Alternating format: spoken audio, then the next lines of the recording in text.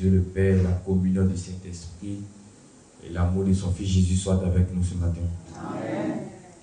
Un mot de prière et nous allons passer à l'écoute de la parole. Seigneur, nous voulons te dire merci pour ce matin, pour ce jour encore que tu nous offres gratuitement.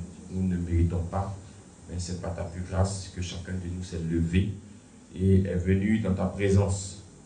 Viens nous donner ce que tu as prévu pour nous aujourd'hui et que ta faveur soit sur nous au nom de Jésus. Amen. Amen. Que Dieu nous bénisse. Amen. Ce matin, je voudrais qu'on revienne sur l'enseignement des fruits de l'esprit.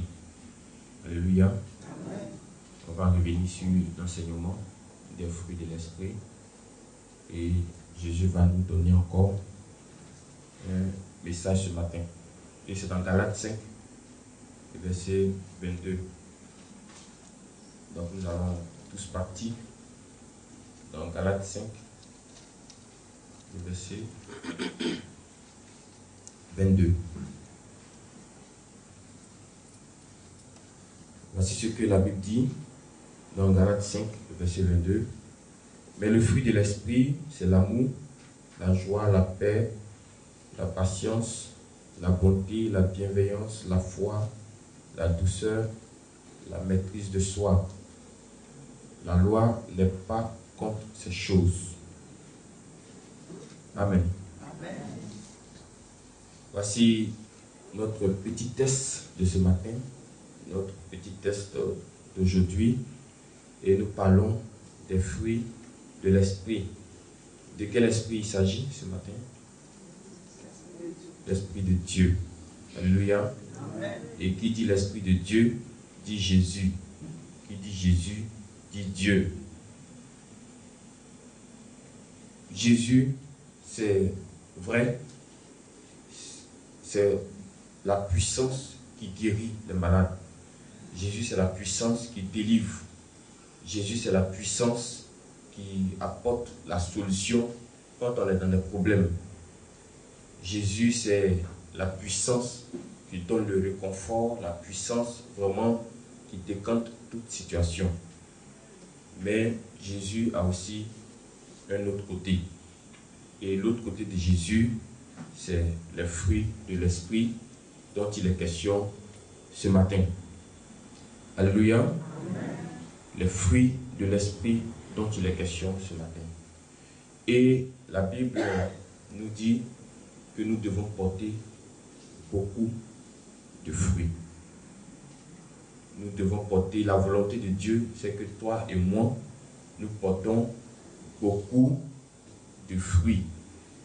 Et logiquement, ceux qui étaient, ou du moins ceux que Dieu a mis, ceux qui sont censés nous aider à porter beaucoup de fruits, c'est cela que Jésus a nommé dans Éphésiens 4, verset 11. Je lis pour vous rapidement Éphésiens 4, le verset 11, juste après Galates. La Bible dit, et il a donné les uns comme apôtres, les autres comme prophètes, les autres comme évangélistes, les autres comme pasteurs et docteurs. Qui a donné toutes ces choses-là? C'est Jésus qui a donné. C'est Jésus qui les a nommés. C'est vrai qu'aujourd'hui, il y a d'autres qui se choisissent eux-mêmes. Il y a d'autres qui s'élèvent eux-mêmes, il y a d'autres qui se mandatent eux-mêmes, il y a d'autres qui se proclament eux-mêmes. Mais je ne parle pas de cela. Je parle de Éphésiens 4, verset 11, ceux que Jésus a nommés. Et quand on poursuit encore la lecture, verset 12, pour le perfectionnement des saints. Alléluia. Amen. Pour le perfectionnement des saints. C'est qui on appelle les saints? C'est les enfants de Dieu. Alléluia. Amen. Éphésiens 11, verset 12, pour le perfectionnement des saints. Saints, ici, c'est les enfants de Dieu. Maintenant, regardez quelque chose. Quand on dit saint, ça veut dire quoi? Pur, propre, n'est-ce pas? Mais regardez le mot qui est juste à côté, perfectionnement. Comment on peut rendre propre quelque chose qui est déjà propre. Alléluia. Amen. Donc ça veut dire simplement que nous ne sommes pas purs de par nous-mêmes. Est-ce que vous me suivez? C'est-à-dire que l'homme naturel n'est pas pur. Aucun homme sur la terre. Il y a quelqu'un qui a approché Jésus, si vous vous rappelez l'histoire, il a dit bon berger. Jésus lui a dit pourquoi m'appelles-tu bon berger? Aucun homme n'est bon. En fait, là, Jésus venait de se mettre dans la peau d'un homme. Pour dire aucun homme sur cette terre-là n'est bon. Regardez, même si tu n'as jamais volé, même si tu n'as jamais, il a dit ça à quelqu'un hier, il était étonné. Il a dit oui, même si tu n'as jamais volé, tu n'as jamais menti, tu n'as jamais trompé, tu n'as jamais trahi, tu n'as jamais, tu es pécheur quand même. Il dit aïe. Donc malgré que je n'ai jamais, je suis pécheur. Il dit tu es pécheur. Pourquoi tu es pécheur? Parce que Adam et Ève, quand un papa met son enfant au monde, c'est le sang des parents qui coule dans les veines de l'enfant. Donc à cause de ce que tes arriérés là, c'est Adam et Ève là, le sang en toi fait qu'il y a la nature de péché aussi en toi. Et la personne me dit, d'accord, donc si c'est comme cela, si jamais Dieu m'emmène à l'enfer, je lui dis qu'il n'a pas le droit de m'amener à l'enfer, que c'est Adam et Ève qui sont coupables. Je lui ai dit, il n'y a pas de problème. Donc demain, si tu fais ta sauce, parce que c'était une dame, il dit, si tu fais ta sauce, et puis tes enfants viennent voler toute la viande qui est dans la sauce, il ne faut pas les frapper parce qu'ils vont te dire c'est à cause d'Adam et Ève qu'ils ont volé ta sauce, ta viande. Amen. Elle dit non, pourquoi? C'est pas. Et si c'est Adam et Ève qui a mis la main dans la viande? Il dit, ah mais c'est la même chose. Alléluia. C'est pourquoi Jésus est venu, et c'est lui que la Bible appelle le deuxième Adam, pour enlever le premier sang qui était en nous. Mais ça se fait de façon spirituelle, ce n'est pas physique. Hein. Le premier sang qui était en nous, et puis maintenant, lui, son sang coule dans nos veines maintenant. Et c'est un sang de résurrection, un sang de victoire. C'est pourquoi quand le sang de Jésus coule dans ton corps, celui-ci ne peut pas avoir force sur toi. Amen. Si le sang de Jésus coule dans tes veines, tu dors tranquille, tu te lèves tranquille. Amen. Alléluia. Amen. Cherchez le sang de Jésus. Cherchez la protection de Jésus. Amen. Amen. Donc comme j'ai dit, pour revenir à notre enseignement, Jésus, il y a un côté puissance. Et ce côté puissance-là, ça guérit les malades. Ça donne solution quand tu as un problème. Mais il n'a pas que ce côté-là. Parce que ce côté puissance-là, des personnes peuvent imiter ça. Alléluia. Des personnes peuvent imiter ça. Mais vous n'allez jamais voir le diable imiter les 9 fruits de l'esprit. Vous n'allez jamais voir le diable donner la paix à quelqu'un. Vous n'allez jamais voir le diable aimer son ennemi. Ce ne sera pas possible pour lui. Alléluia. Amen. Donc Jésus, c'est les deux qu'il faut mettre ensemble pour savoir que ça, c'est Jésus. Donc si nous aussi, nous voulons être sur la voie de Jésus, si on veut être sur la volonté de Jésus, ne cherchons pas seulement que le mariage. Le mariage, ça c'est le côté puissance. Et il peut le faire pour toi. Ne cherche pas, ne viens pas à l'église seulement pour le travail. Le travail que tu vas avoir, c'est le côté puissant. Amen. C'est le côté puissant de Jésus. Il peut te donner ça. Il peut te donner ce travail-là. Mais ici, il est question de devenir maintenant comme Jésus. Et pour devenir comme Jésus, il faut que les 9 fruits qui sont cités là, qu'on a dit amour, patience, bonté, maîtrise de soi, soient en nous. Maintenant, puisque nous, on n'a pas la capacité de prendre tout ça, la mettre en nous, c'est pourquoi ici, dans Éphésiens, il dit qu'il a nommé des pasteurs, des apôtres, des docteurs, pour notre perfectionnement. C'est-à-dire qu'aujourd'hui, on a un, demain, on a deux. Après, jusqu'à ainsi de suite. C'est ça qu'on appelle le perfectionnement, en fait. On est déjà des saints. Pourquoi? Parce que le sang de Jésus coule en nous. Mais on a besoin d'être perfectionné. C'est-à-dire que si j'ai un fruit aujourd'hui, et effectivement, dans l'église, tu peux trouver des gens qui sont... Parce que dans les 9 fruits, il y a la patience. Donc, tu peux trouver la patience en eux. Mais en ce qui concerne la maîtrise de soi, tu vas chercher ça en eux, tu ne peux pas trouver. Amen. Amen. Alors que la patience, c'est simple, ce n'est pas dur pour lui. Souvent, mais la fidélité, ce n'est pas aussi difficile pour lui. Mais le fruit qu'on appelle patience, là, et maîtrise de soi, là, ça, c'est plus fort que lui. Mais c'est dans ce sens-là qu'il faut maintenant t'approcher de Dieu. Alléluia. Pour que, dans le perfectionnement, tu puisses aussi avoir le fruit qu'on appelle maîtrise de soi. Il y a un autre fruit qu'on appelle douceur.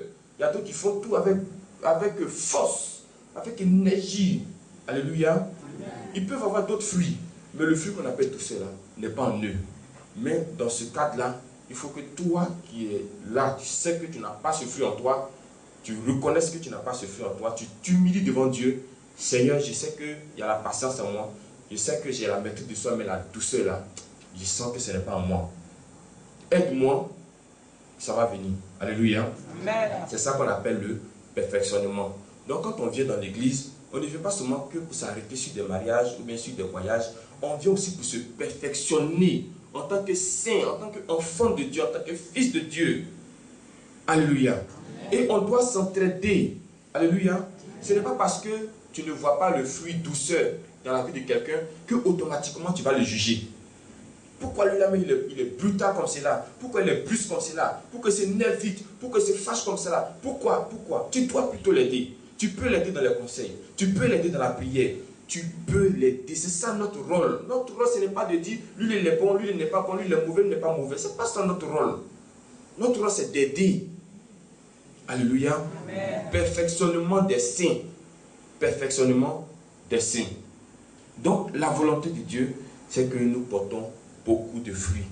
C'est 9. Si tu en as 2 ce matin, je crois que tu auras un de plus avant de sortir de cette salle. Alléluia. Amen. Demain, tu pourras avoir 4e, ainsi de suite, ainsi de suite, ainsi de suite. Amen. Amen. Maintenant, comment faire? J'ai déjà dit que les 5 ministères que Dieu a établis, c'est pour nous aider dans ce sens. Mais de nos jours, ce qu'on constate, c'est les matures vus, matures remarqués. Il y a beaucoup de choses dans l'église aujourd'hui. On s'affiche, on se présente, et puis on met Jésus de côté. Quand c'est comme cela, les fruits de l'esprit ne peuvent pas régner en nous. Et deuxième aspect, pour avoir ces fruits, regardons ce qui est mis dans Jean 15, verset 4. Si tu veux vraiment que ces fruits se développent en toi, si tu veux que ces fruits se multiplient dans ta vie, Jean 15, verset 4 va te donner la première réponse et nous aurons une deuxième réponse pour finir. Jean 15, verset 4. Il dit, demeurez en moi et je demeurerai en vous. Alléluia. Amen. Comme le sarment ne peut de lui-même porter du fruit s'il ne demeure attaché au cep. Alléluia. Donc demeurer en moi. Première condition, si tu veux porter beaucoup de fruits, il ne faut pas laisser la main de Jésus. Parce que quand il dit demeurer c'est rester avec lui. Il faut rester avec lui. Même si tu sens qu'il y a des épreuves, il faut rester avec lui. Même si tu sens qu'il y a des persécutions, il faut rester avec lui. On peut te persécuter au travail, on peut te persécuter à la maison, on peut te persécuter même à l'église. Alléluia. Mais il ne faut pas abandonner la main de Dieu. Alléluia. Et la deuxième chose, pour toujours que ces fruits-là se développent en nous, il faut mourir en soi-même. Il faut qu'on crucifie notre chair.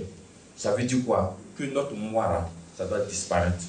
Comme on n'a pas l'habitude de le dire, notre sang africain, là, parce que le sang qui est en nous, c'est le sang de Jésus. Donc, il ne faut plus que ton sang africain là, parle à la place du sang de Jésus. Il faut qu'on sente que tu appartiens maintenant à une nouvelle famille. Il n'y a plus de, si tu marches mon pied, je ne laisse pas. Moi, je suis Dida, je suis Bété, ou bien je suis Adieu Groupe. Moi, je ne reste pas à l'étranger. À partir d'aujourd'hui, si tu veux que les fruits de l'esprit se multiplient dans ta vie, il faut laisser le moi là de côté. Alléluia.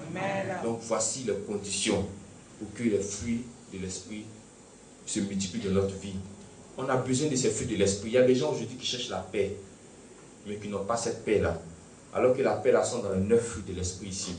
Donc tu ne peux pas avoir une paix véritable en dehors des 9 fruits. Donc il est impératif, il est important, c'est une obligation pour toi et moi d'avoir ces 9 fruits-là. Alléluia. C'est important. Donc, dans les séances à venir, nous allons revenir sur chacun de ces fruits. On va les expliquer. Et par rapport à chaque fruit qu'on va aborder, on va prier. Si tu te reconnais que dans ce fruit-là, tu n'es pas là-dedans, tu Tu pourras prier à cet instant, Seigneur, je reconnais que le fruit dont nous sommes en train de parler là, je ne suis pas dedans. Aide-moi à avoir ce fruit-là. Alléluia. Donc dans les séances à venir, on va parler de ces différents fruits, les 9 fruits de l'esprit. Donc que Dieu nous bénisse. On va s'arrêter là aujourd'hui. Je vous ai simplement dit que nous avons besoin des fruits de l'esprit. Sinon, on n'a pas la paix, on n'a pas l'amour, tout ce qui est cité. Je vous ai montré comment faire pour avoir ces 9 fruits. Les séances à venir, on va expliquer chacun des fruits. Et en fonction de ton état, tu vas prier pour que Dieu puisse t'aider. Donc que Dieu soit avec nous et que sa grâce couvre notre mardi au nom de Jésus.